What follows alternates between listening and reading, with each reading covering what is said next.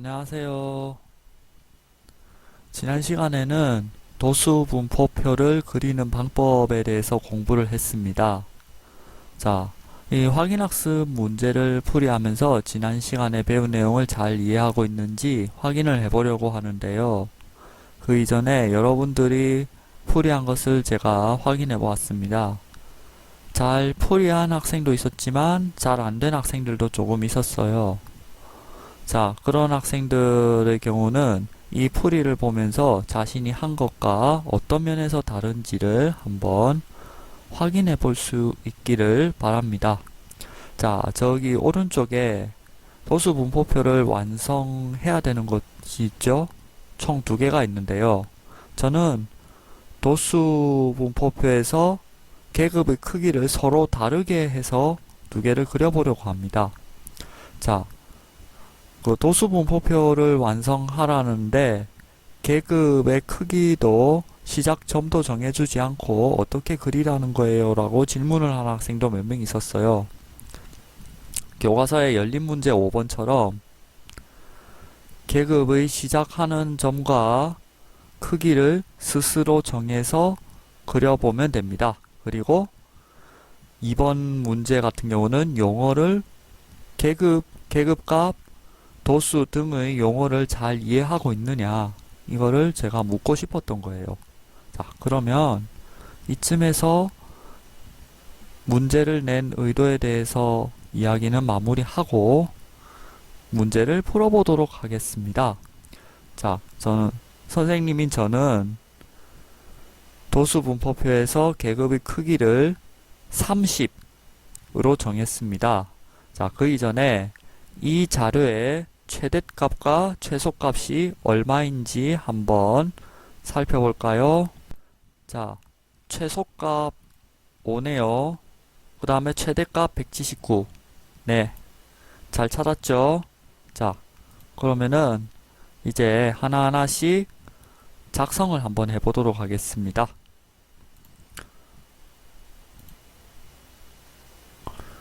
자, 지금부터 시작하겠습니다.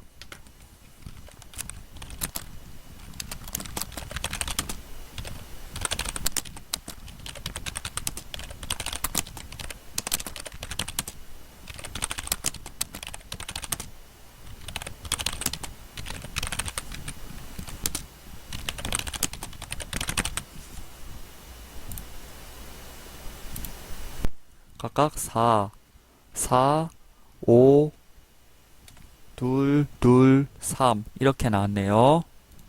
자, 이렇게 계급의 크기가 30인 도수 분포표를 작성해 보았습니다. 그 다음에 45인 도수 분포표를 작성해 볼까요?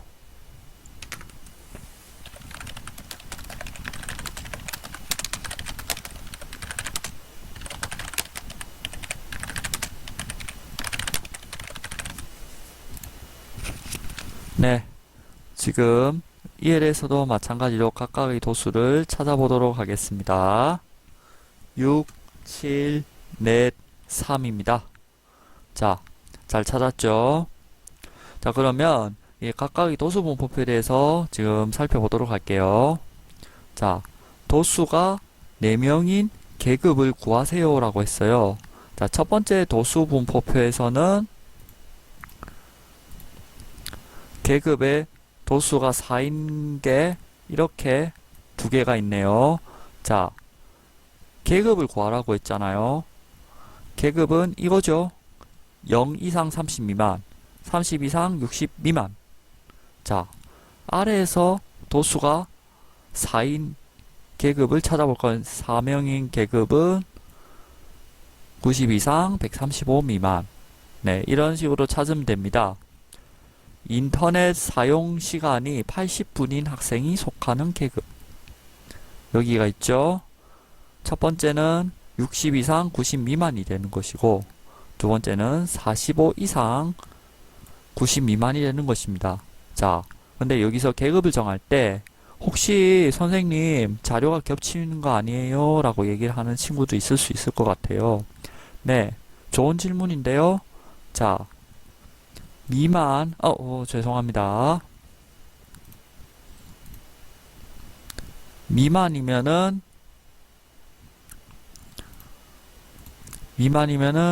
미만하고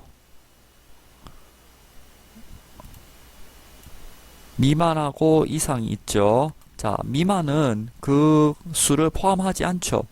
그래서 이 계급에 30은 포함될까요? 안 될까요? 예를 들어서 30은 포함되지 않죠. 여기는 30이 포함이 됩니다.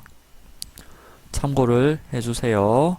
자, 만약에 이상, 이하 이렇게 써놓거나 0, 30 숫자만 써놓는 경우는 의미가 모호해질 수 있죠. 그리고 또한 이거를 초과, 이하, 초과, 이하 이렇게 쓸 수도 있습니다. 그 다음에 또 계급의 개수는 반드시 5개 또는 6개여야 한다라는 고정관념에서 벗어나 주기를 바랍니다. 자료의 특징에 따라 가지고 다르게 정할 수도 있으니까요. 그런데 이렇게 하다 보니까 이제 분포가 다르게 나타난다는 건 알 수 있죠. 자, 여기 도수가 제일 큰 계급이 어디 있느냐? 여기 있죠. 여기 있죠. 그 다음에 계급의 변화에 따라 가지고 도수는 점점 줄어드는 경향을 보이죠. 줄어들었다가 얘는 잠시 늘어나는 경향을 보이죠. 네, 이렇게 구해 주시면 되겠습니다. 자, 분포를 말할 때는 도수가 가장 큰 계급, 가장 작은 계급 등을 언급해주고 그 다음에 전체적인 모양을 좀 생각을 해주면 되겠습니다. 네, 이쯤에서 이제 다음 내용으로 들어가 보도록 하겠습니다. 자, 그러면 이때까지 했던 걸 바탕으로 도수분포 작성 시 유의사항 및 참고사항을 하나하나 정리해 보도록 하겠습니다. 네, 여기다가 정리해 보도록 할게요. 도수분포표를 만들 때 유의해야 될 게 두 가지가 있죠. 고려해야 될 점. 첫 번째, 자료의 특성, 그 다음에 두 번째, 자료의 수.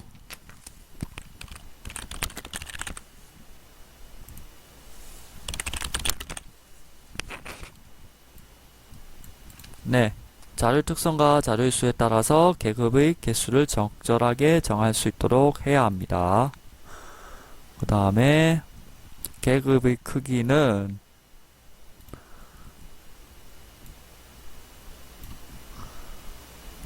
죄송해요.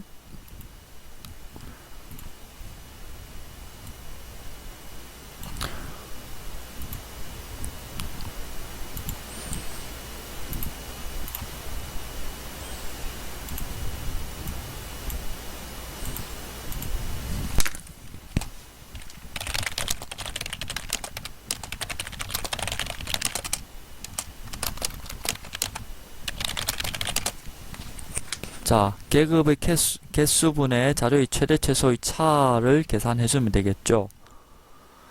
그렇게 하면 되는데 제가 계급을 6개로 만들고 싶어 했어요. 그러면은 최대 최소 175에서 5를 빼면 되겠죠. 그러면 6분의 174가 되는데 다루기가 좀 어려운 정수가 나와요. 그래서 저는 30을 정했어요. 근데 30을 정했더니 자료가 모두 포함이 되죠. 그러면 문제가 될 건 없어요. 근데 간혹 가다가 교과서의 문제를 푸는 과정에서 한 번씩 오류가 발생이 되었는데 자료의 일부를 잘못 포함하거나 포함되지 않는 경우가 있어요. 예를 들면 별량 201이 있음에도 계급의 마지막 계급을 180 이상 200 미만으로 정한 경우가 이에 해당이 되겠죠. 이러한 문제를 범하지 않도록 주의하도록 하세요. 그 다음에 별로 특별한 일이 없는 이상 계급의 크기가 서로 같지 않은 경우는 있으면 안 되겠습니다. 그러면 도수분포표를 가지고 이제 통계적 분석을 하는데 나중에 어려움을 겪을 수가 있어요. 그 다음에 계급의 양끝값이 명확해야 된다는 것은 아까 전에도 언급을 했고요. 네, 여기까지 도수분포표 확인학습 문제를 풀면서 여러가지 여러분들이 잘못 이해하기 쉬운 부분 조금 더 정리해 두고 가고 싶은 부분 등에 대해 살펴보았습니다. 오늘은 무슨 내용을 배우느냐? 지금 다음 화면을 한번 보도록 합시다. 자, 이제 개념 열기.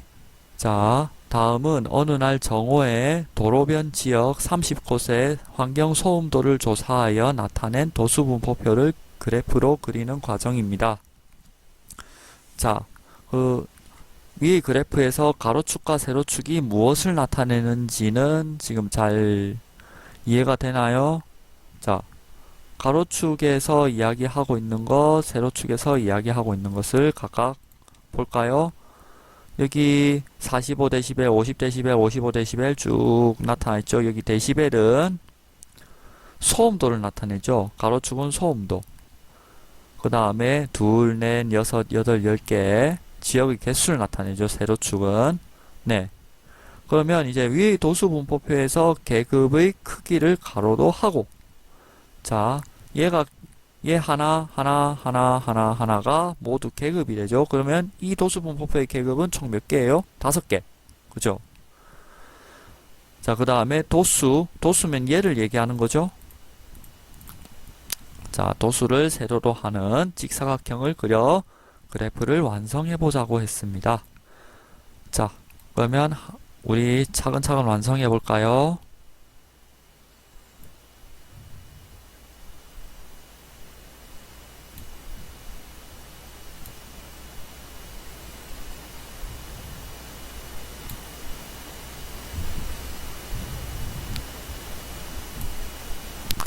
네, 완성했습니다.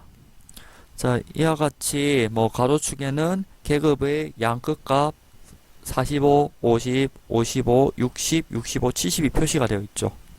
자, 그 다음에 세로축엔 도수를 눈금을 일정하게 해서 표시를 1, 2, 3, 4, 5, 6, 7, 8, 9, 10 이런 식으로 나타내어 주면 되겠습니다. 그 다음에 이렇게 직사각형을 그려주면 그림이 완성이 되죠. 이러한 그림 같은 그래프를 뭐라고 하냐면요, 히스토그램이라고 합니다. 자, 히스토그램이라고 하고요. 그 다음에 또 다른 그래프로 나타낼 수 있어요. 자, 이번에는 이렇게 나타내 볼게요. 자, 히스토그램에서 각 직사각형의 윗변의 중앙, 윗변이면 이거죠. 자, 이거의 중앙에 점을 찍습니다. 자, 그 다음에 이 점과 점을 선으로 잇습니다. 직선으로 이어요. 자, 그러면 이렇게 되죠.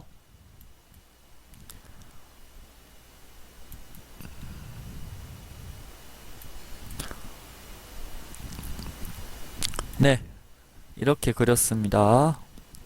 자, 그 다음에 양 끝에 도수가 0인 계급이 하나 있는 것처럼 생각해야 돼요. 그리고 중앙에 점을 찍었어요. 자, 그래서 모두 다 연결했어요. 자, 그렇게 그린 그래프는 무엇이냐고 부르냐면요, 도수 분포 다각형이라고 부릅니다. 그러면 이 둘의 특징에 대해서 간단하게 살펴보도록 하죠.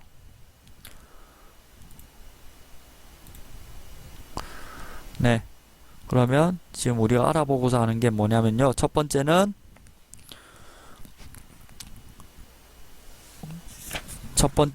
뭐냐면요, 히스토그램입니다.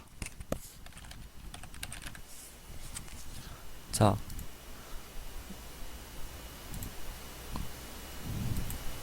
각 직사각형의 넓이는 무엇에 정비례하냐면요, 자, 계급의 도수가 크면 클수록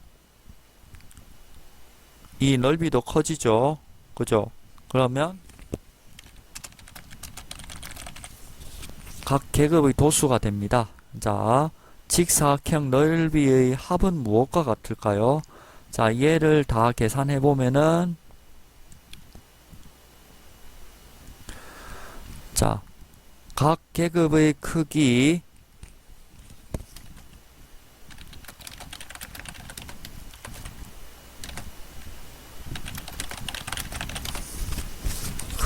그 계급의 도수를 합친 걸 얘기합니다.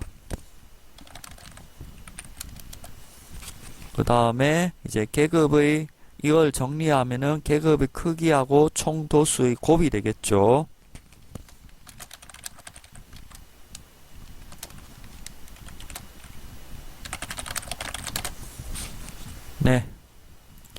여기까지 정리를 했고요. 이번에는 무엇을 정리하면 도수, 분포, 다각형을 정리해 보도록 하겠습니다.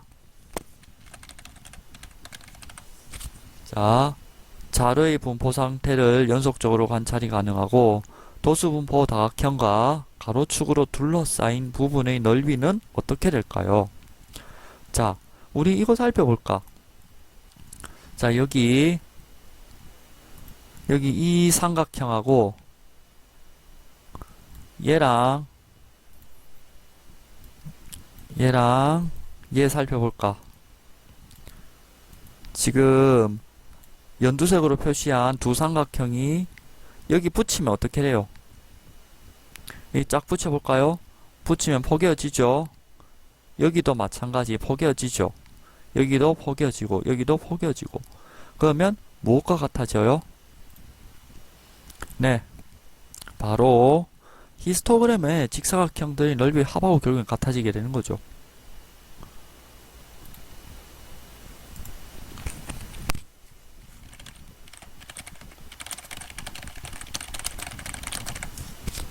네, 이러한 것들이 어떤 점에서 편리할까요? 자, 2개 이상, 3개 이상도 나타낼 수 있죠. 서로 다른 색을 표시를 해서, 그죠? 그 법례를 적용하면 되겠습니다. 초등학교 때 했듯이요. 자, 그러면 이렇게 정리해 보도록 하죠.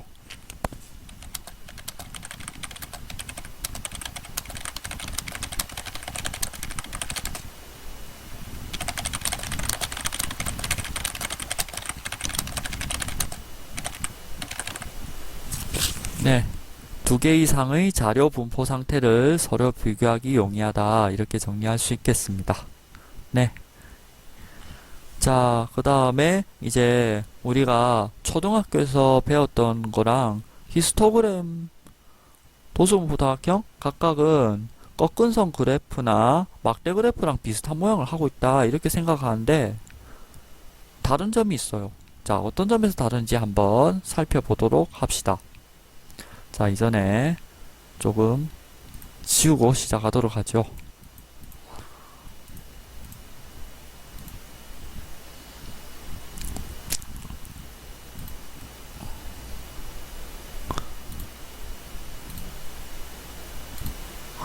네.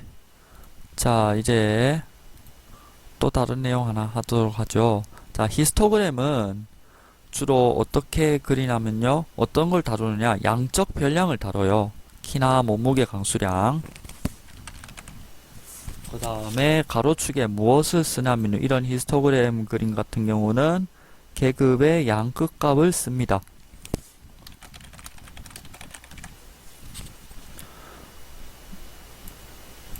그 다음에 이제 직사각형의 밑변의 길이는 무엇과 같냐고요? 자, 계급의 크기가 되죠. 예를 들면 45, 50. 이 사이의 길이는 5가 되죠.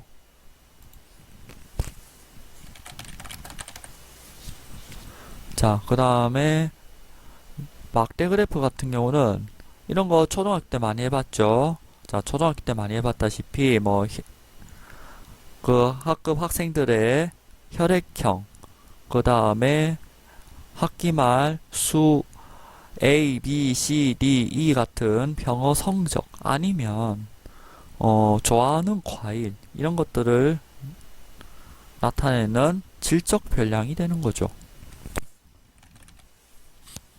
그 다음에 가로축에는 연속적이지 않은 수와 값이나 이름 아까 말한 그런 이름들 있죠? 네, 한번 적어보면은 네, 연속적이지 않은 수의 값이나 이름 등을 씁니다. 자, 그 다음에 이제 꺾은 선 그래프의 각곡지점이 갖는 의미랑 도수분포표 다각형의 각곡지점이 갖는 의미를 비교 설명해 보도록 하겠습니다. 자, 꺾은 선 그래프는 초등학교 때 변화를 나타내기 위한 수단으로 많이 썼어요. 자, 여기서는 각각의 자료의 값을 얘기했습니다. 그러나 도수분포 다각형의 각곡지점은 도수 분포표에서 각 계급의 계급값이 도수죠. 지금 가운데 점 찍은 게 계급값인 건 알겠죠? 네.